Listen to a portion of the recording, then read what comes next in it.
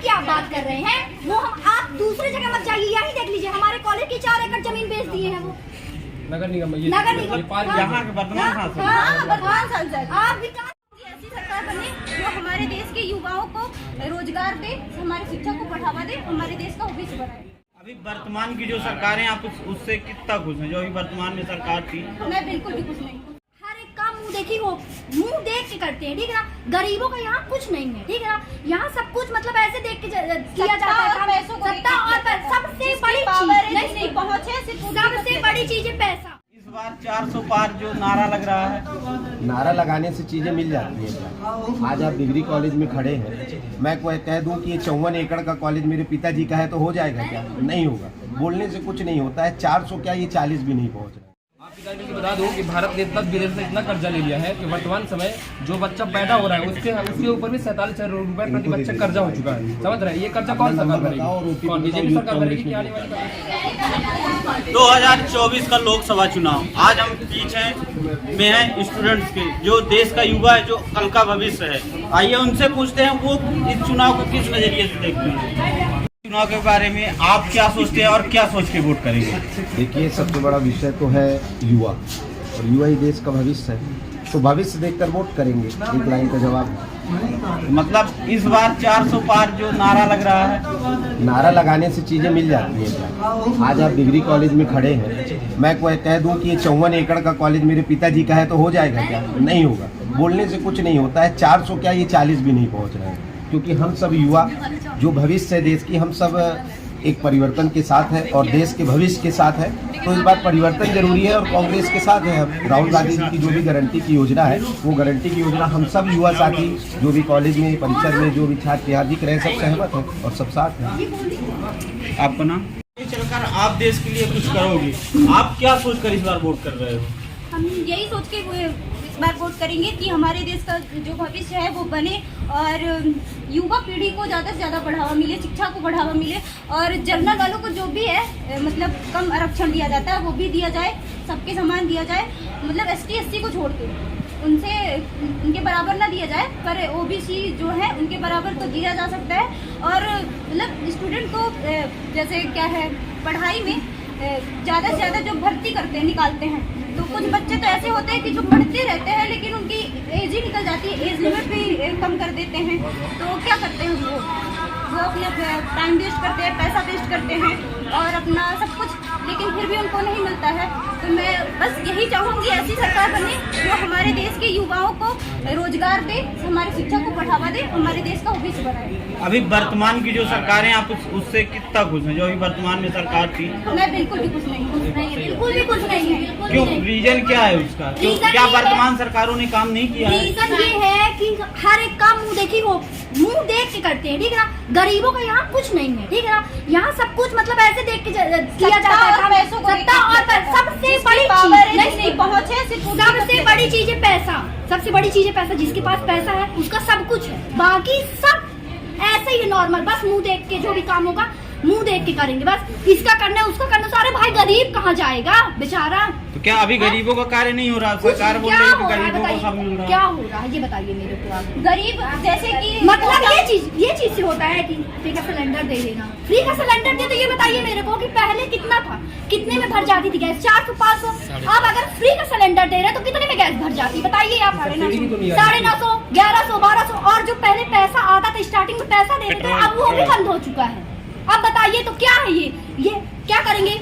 घर का पैसा दे देंगे। अरे भाई रोजगार दो ना, है रोजगार दो देना है। आप जो लाडली बहन को दे रहे हो 1200 1250 रुपए, उससे हम घर नहीं चलता है। युवाओं को आप रोजगार दो, उससे घर चलेगा हमारा।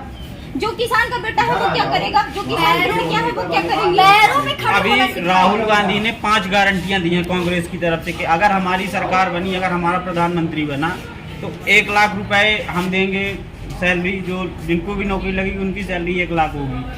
8500 रुपए जो लाडली बहन अभी चल रहा है उसमें 8500 रुपए मिलेगा। शिक्षा मुक्त होगी। 25 लाख रुपए का जो बीमा होता है, हेल्थ बीमा होता है, इलाज वो भी फ्री रहेगा। उस गारंटी पर आप क्या बोलोगे? मैं यही बोलूंगी कि पहली बात तो ये कि सरकारें बदलनी चाहिए। सरकारें बदलेंगी, कंपटीशन बढ़ेगा, और कंपटीशन बढ़ेगा तो सरकारें, जब एक सरकार से दूसरी सरकार की सत्ता आएगी तो कंपटीशन बढ़ेगा और हमारे देश का भविष्य भी अच्छा होगा। अगर लगातार बीजेपी चलेगी तो हमारे देश का भविष्य टूट जाएगा, और लगातार अगर कांग्रेस चलेगी तो टूट जाएगा। मतलब बदलाव जरूरी है। बदलाव जरूरी है हमारे ख्याल से। सरकारें बदलनी चाहिए। एक ही सरकार रखी है तो ये बताइए मेरे को पता कैसे चलेगा कि दूसरा सही कर रहा है कि क्या गलत कर रहा है? अरे इसमें जनता की भी गलती है, सही बोला जाए तो इसमें जनता की भी गलती, क्योंकि एक चीज में एक ही इंसान के हमारे देश की जनता तो सिर्फ आप पैसों अभी ये की और चाहते हैं कि जो वर्तमान यहाँ के सांसद थे आपके क्षेत्र के, क्या उन्होंने विकास कार्य नहीं किए? कुछ नहीं। अपने क्षेत्र में 51 करोड़ आपके क्षेत्र में कोई विकास कार्य हमारे नहीं? क्षेत्र में कोई विकास कार्य नहीं वो हुआ। तो कहते हैं हम शिक्षा को बढ़ावा दिए, लोगों को शिक्षा लेने के लिए प्रोत्साहन दिए, उनको पैसे दिए जाते हैं पढ़ने के लिए। कहाँ पे दिए जाते हैं?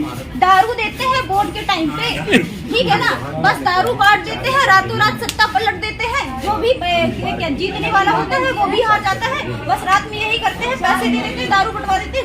आप बता रहे हैं यही विकास नहीं है। भाई जो गरीब है वो नाली में पड़ा है दारू पी के, क्या ये कोई विकास है? हमारे ख्याल से तो ये नशा बंद कराना चाहिए। अगर देश को विकास करना चाहते हैं, अगर सांसद विकास करना चाहते हो तो नशा मुक्त करवाएं। और वो जो सांसद की आप बात कर रहे हैं वो आप दूसरी जगह मत जाइए, यही देख लीजिए हमारे कॉलेज की 4 एकड़ जमीन बेच दिए हैं वो नगर निगम ये नगर निगम।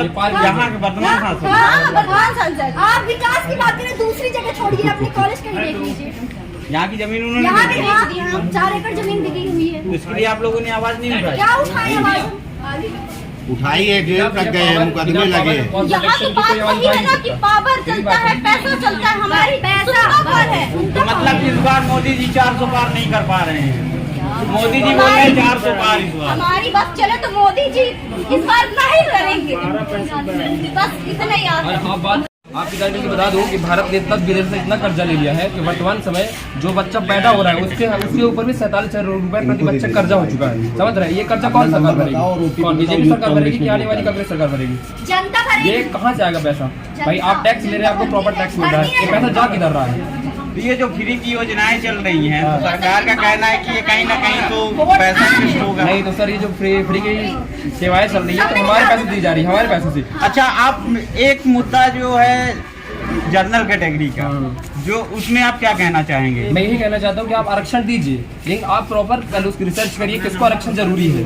ये मतलब जातिगत आरक्षण नहीं होना चाहिए। जातिगत आरक्षण नहीं होना चाहिए। जो भाई गरीब है उसको आरक्षण मिलना चाहिए। पहले आप उसका एनालिसिस करिए, पहले आप देखिए क्या कौन सी चीजें भाई किस सिचुएशन में कौन गुजर रहा है, तब आरक्षण दीजिए। हम बिल्कुल विरोध नहीं करते। आप ST SC सर्वेंट जिस जाति सबको आरक्षण दीजिए।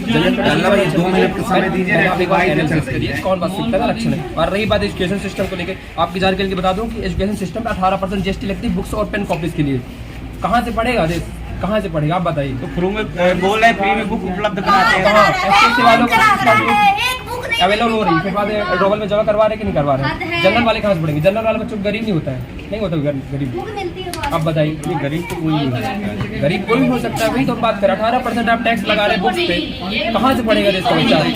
ठीक है, आप मेडिकल पे 0% ले देते, ठीक है, उसका कोई दिक्कत नहीं, लेकिन आप बुक्स में भी दीजिए ना भाई। बच्चा जब पढ़ेगा, एजुकेशन सिस्टम को समझेगा। आप जानते हैं अब आने वाले टाइम पे ना कोई बाबा राम अम्बेडकर नहीं बनने वाला है। उसको पता है एजुकेशन सिस्टम इतना खराब नहीं चल गया, इस लेवल पे चला गया है कि आगे तक वो बढ़ ही नहीं पाएगा। तो फिर मोदी जी क्यों बोलते हैं कि मतलब एजुकेशन हमारे देश का बढ़ रहा है? मोदी जी कहाँ तक पढ़े आप ये बताइए? राहुल गांधी इंग्लैंड की हार्वर्ड यूनिवर्सिटी से पढ़ चुका है। मैं मानता हूँ कि उनकी बात करना थोड़ा तरीका सही नहीं है, लेकिन वो इंग्लैंड की हार्वर्ड यूनिवर्सिटी से पढ़ चुके हैं, वो भी MPhil उन्होंने कर रखा है। अब बताइए, इतना पढ़ा लिखा आज की डेट में अरविंद केजरीवाल, आपकी जानकारी के लिए बता दूं, IAS IPS रह चुके हैं, ठीक है ना। इतना पढ़ा हुआ इंसान आज की डेट पे जेल में भी था, पता होगा जानकारी। उनको फंसाया जा रहा है क्योंकि उन्होंने पहले ही स्टेटमेंट उन्होंने दे चुके हैं कि मैं जैसे ही बीजेपी की सरकार आ जाएगी हम लोगों को कहीं ना कहीं से फंसाया जा रहा है। ये चीज़ भी मनीष सिसोदिया जी को ले लीजिए, राहुल गांधी जी को ले लीजिए। कर्नाटक में सरकार क्यों बन रही है? कांग्रेस की क्यों बनी? क्योंकि वहाँ की पॉपुलेशन पढ़ी लिखी हुई है और वो सही नहीं था चूज करके। हमारे यहाँ लोग 70 रुपए के दारू के लिए बिक जाते हैं रातों रात, इतनी पॉपुलेशन। आपने एक मोदी जी का भी वर्तमान में बयान एक वायरल हो रहा है, मंगलसूत्र खतरे में है, क्या आपने सुना है? नहीं, मैंने तो नहीं सुना। मोदी जी के ऐसे बयान को लगातार मंगलसूत्र खतरे में आएगा भी भैया, आप ये बताइए मंगलसूत्र खतरे में कैसे आएगा? हम लोग में ऐसे आएगा ना, खतरे में है। मोदी जी खतरे में है, ये बात सच है। हिंदुत्व कहाँ से खतरे में है? अभी तो महाराणा प्रताप की तरफ से लड़ने वाला जो उनका सेनापति था वो स्वयं एक मुसलमान था, ठीक है, और अकबर की तरफ से लड़ने वाला जो मान सिंह था वो एक हिंदू था। तो कैसे कैसे मुसलमान हिंदू आपस में लड़ रहे हैं, ये लड़ाया जा रहा है। कोई किसी के मोदी जी हिंदुत्व खतरे में ये नहीं कह रहे, मोदी जी खतरे में ये कह कोई रहे हैं। पर्सनल आर्गुमेंट नहीं होता भैया, ये सब प्रोपेगेंडा है, मात्र क्या है वोटिंग के लिए, ठीक है। कल के दिन एक हिंदू मुस्लिम दोनों हम भाइयों के साथ बैठे खाते हुए देखते हैं, तब तो नहीं होता खतरा। कहाँ से खतरा आ रहा है, ये लोग लेके आ रहे हैं। इस बार 400 पार या रुक जाएगी रफ्तार? 400 पार इस बार जाएंगे, ये लोग पब्लिक लीजिए सर, हमारा काम था ये करवा दीजिए, 400 पार कुछ नहीं वाला। इस बार देखिएगा आप रिजल्ट क्या जाता है। अगर पब्लिक रियलिटी में अगर चाहती है, अपना भविष्य बनाना चाहती है, तो वो सही नेता चुनेगी, कौन उसके लिए प्रॉपर। युवा इस बार क्या सोच के वोट करेगा? मैं तो सर बता दूं अपनी बात, मैं कांग्रेस को वोट दूंगा, मेरा पर्सनल ये है थीम, बाकी मुझे लोगों को नहीं पता कौन। मतलब राहुल जी ने जो 5 गारंटियां दी हैं आप उससे सहमत? बिल्कुल गारंटी उन्होंने दी है। उन्होंने जो बोला है कि हर साल उन्होंने 3 लाख वैकेंसी गवर्नमेंट देने की बात की है, मैं उनके साथ इसी समर्थन के साथ लगा रहा हूँ। अब मुझे